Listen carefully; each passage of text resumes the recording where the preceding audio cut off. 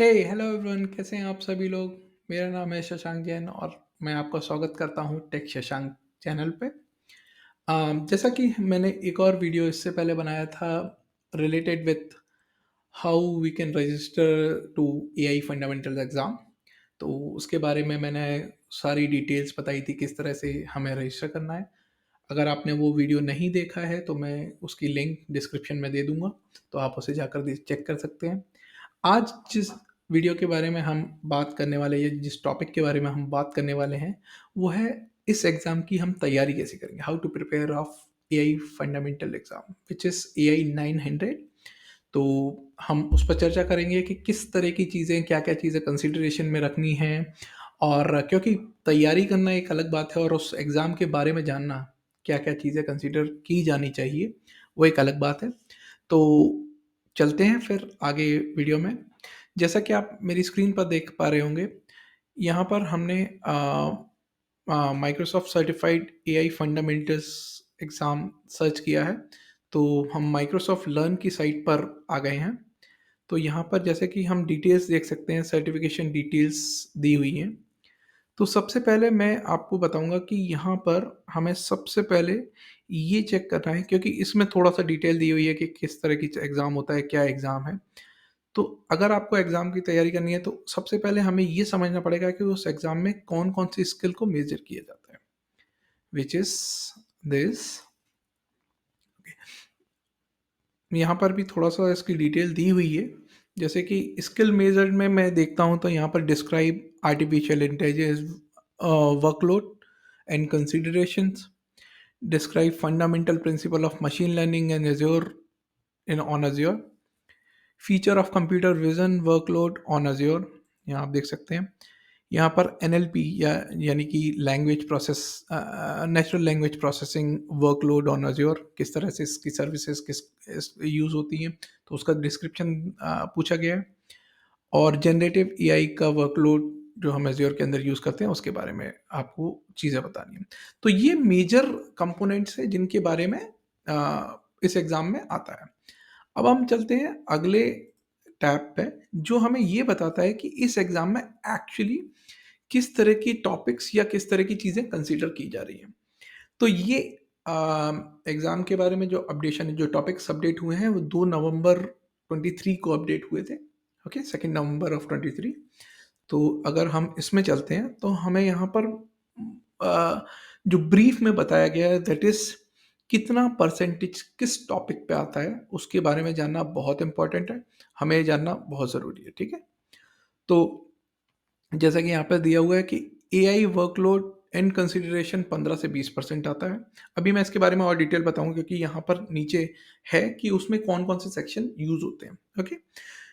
Fundamental principle of machine learning on Azure, feature of describe the feature of computer vision and workloads on Azure, natural language processing workload which is 15 to 20% यहाँ पर बताया गया है। मतलब 20 से 25% सबसे ज़्यादा आता है प्रिंसिपल ऑफ मशीन लर्निंग, ठीक है? ये सबसे ज़्यादा आएगा, राइट? 20 से 25%। उसके बाद बाकी सारी चीज़ें 15 से 20% आती है, जैसे कि जनरेटिव एआई का वर्कलोड कितना क्या है। ओके?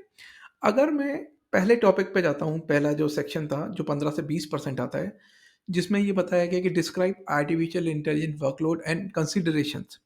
उसमें इस तरह के जो ये टॉपिक्स दिए हुए हैं ये आते हैं कि identify feature of data monitoring and anomaly detection workload. उसके बाद आता है feature of content moderation and personalisation workloads. इसी तरह कंप्यूटर विज़न के बारे में बताया गया है। नेचुरल लैंग्वेज प्रोसेसिंग आती है, नॉलेज माइनिंग के बारे में थोड़ी-सी डिटेल आती है। तो ये इसी के साथ-साथ जो हमारा रिस्पॉन्सिबल एआई है उसके ये इस तरह के टॉपिक्स हैं, बिकॉज़ उसमें ट्रांसपेरेंसी कैसे वर्क करती है, इंक्लूसिवनेस कैसे यूज़ करते हैं, प्राइवेसी एंड सिक्योरिटी क्या होती है, रिलायबिलिटी के क्या सिनेरियोज़ होते हैं, फेयरनेस का क्या सिनेरियोज़ होते हैं, अकाउंटेबिलिटी के क्या सिनेरियोज़ होते हैं, तो इस तरह का एग्ज़ाम आता है। मैं आपको अभी थोड़ा-सा एक ये अभी मैं ब्रीफ बता देता हूँ। तो इस तरह से हर पर्टिकुलर सेक्शन में कौन-कौन सी चीज़ें किसे कैसे फॉर्म में कंसीडर होनी है, वो उसमें लिखा हुआ है। तो जैसे कि आप मशीन लर्निंग का सबसे ज़्यादा पार्ट आता है 20 से 25%, तो मशीन लर्निंग में रिग्रेशन कैसे सिनेरियो में होता है, किस सिनेरियो में हम क्लासिफिकेशन यूज़ करेंगे, क्लस्टरिंग कब यूज़ करेंगे, डीप लर्निंग टेक्नोलॉजीज़ कब यूज़ करेंगे, इस तरह की डिटेल्स उसमें दी जाती हैं। ठीक है? तो इसी तरह कंप्यूटर विज़न में आता है और सो एंड सो फोर्थ। ठीक है? अब मैं आपको बताता हूँ कि इसमें सबसे ज़्यादा जो एक एग्ज़ाम में जो चीज़ें आती हैं, जो क्वेश्चंस किस तरह से आते हैं। फॉर एन एग्ज़ाम्पल एक सिनेरियो दिया हुआ है कि भई मेरा एक क्लाइंट है या बैंक की एप्लीकेशन है, तो हम उस बैंक की एप्लीकेशन में हर तरह के लोगों को who may be male, female considering मतलब उनको उनका मेल, फीमेल या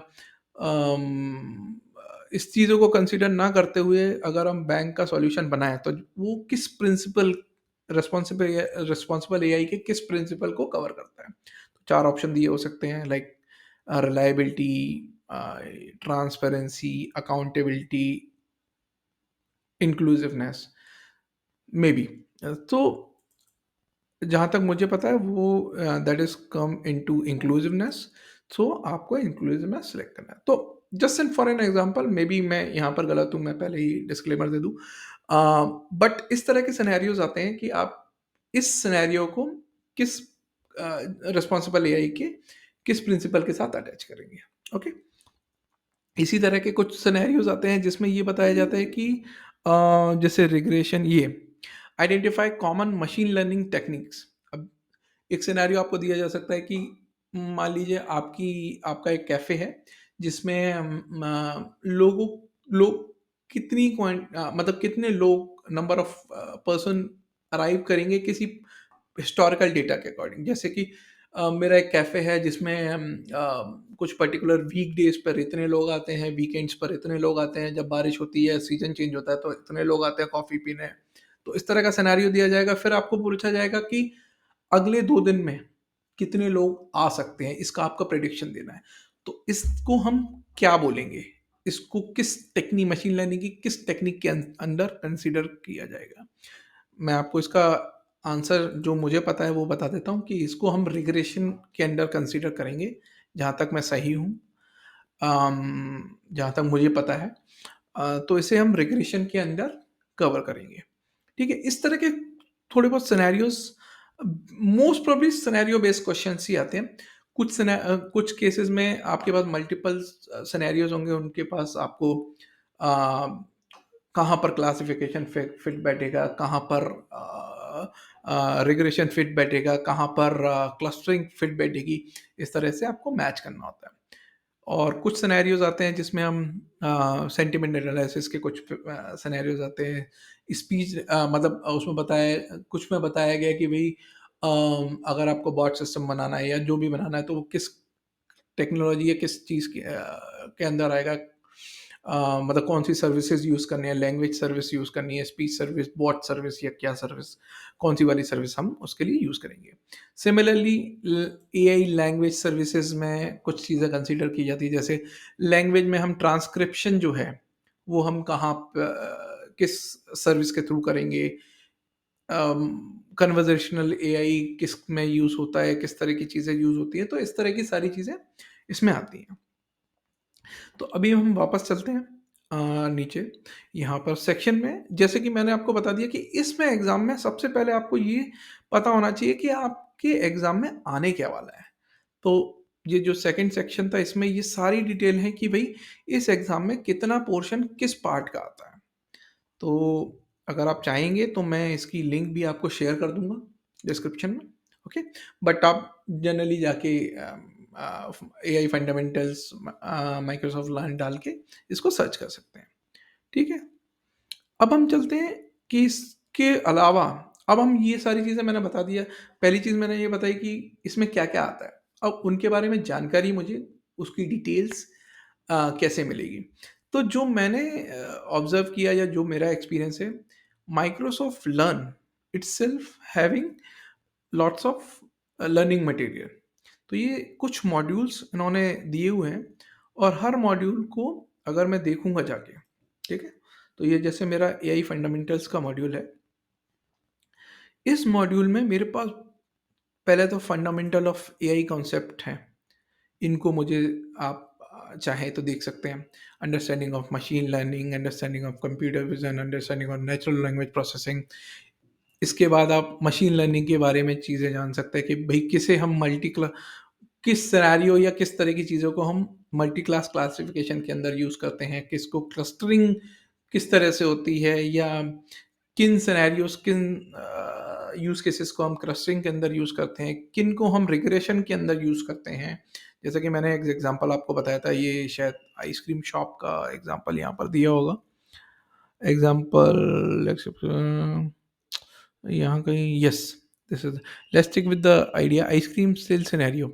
कब मेरी आइसक्रीम ज़्यादा सेल होती है, इस तरह के सिनेरियोज हमारे रिग्रेशन के अंदर आते हैं। ठीक है, मतलब आप इसको पढ़ेंगे तो बहुत सारी, मैं मतलब बहुत श्योर तो नहीं हूँ, बट हाँ, आपको 70 to 80% idea in in learning path से, अगर आप पूरा ये लर्निंग पाथ कंप्लीट कर लेते हैं जो मैंने आपको पहले बताया था, तो आपको 70 से 80% आपकी प्रिपरेशन हो जाएगी। उसके अलावा अगर आपको लगता है तो कुछ लर्निंग डॉक्यूमेंट्स आप और आर्टिकल्स आप यूज़ कर सकते हैं। ओके, तो इसको पढ़ने के बाद आप, जैसा कि मैंने इसके पहले वाले वीडियो में आपको बताया था कि एग्ज़ाम के लिए रजिस्टर करें, तैयारी करें, और इसमें जनरेटिव एआई और डॉक्यूमेंट जैसे कि इन मॉड्यूल्स को आप जैसे ही कंप्लीट करेंगे तो आपकी 70-80% एज आई टोल्ड यू कि ये तैयारी आपकी हो जाएगी। और इसको आप फिर रजिस्टर करें, और मैं सजेस्ट करूँगा एग्ज़ाम को पहले आप शेड्यूल ज़रूर कर लें।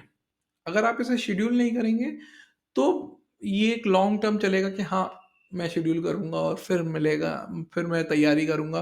तो वो एक अप्रोच हम कहते हैं कि वो शायद हो नहीं पा रही है, क्योंकि ये मेरे साथ भी हुआ है। मैंने ऐसे शेड्यूल नहीं किया था। जब तक मैंने ऐसे शेड्यूल नहीं किया तब तक मैं उसके लिए तैयार ही नहीं हो पा रहा था। मतलब मैं शुरू ही नहीं कर पा रहा था उसे। तो जिस दिन मैंने शेड्यूल किया उस दिन थोड़ा-सा पढ़ना शुरू किया और धीरे-धीरे इन्हें कंसीडर किया, और इससे मुझे बहुत हेल्प मिली थी। होप अ, आप सभी को मेरा ये वीडियो इन्फॉर्मेटिव लगा हो। अगर आपको ये वीडियो इन्फॉर्मेटिव लगा हो तो आप मेरे चैनल को लाइक करें, सब्सक्राइब करें, और अगर आपका कोई क्वेश्चन या क्वेरी है तो प्लीज़ कमेंट बॉक्स में आप मुझे वो क्वेश्चन लिख सकते हैं। मैं ट्राई करूँगा अगर मैं उसका आंसर कर पाया तो। Thank you very much. मिलते हैं किसी अगले टेक्निकल वीडियो में। Thank you very much.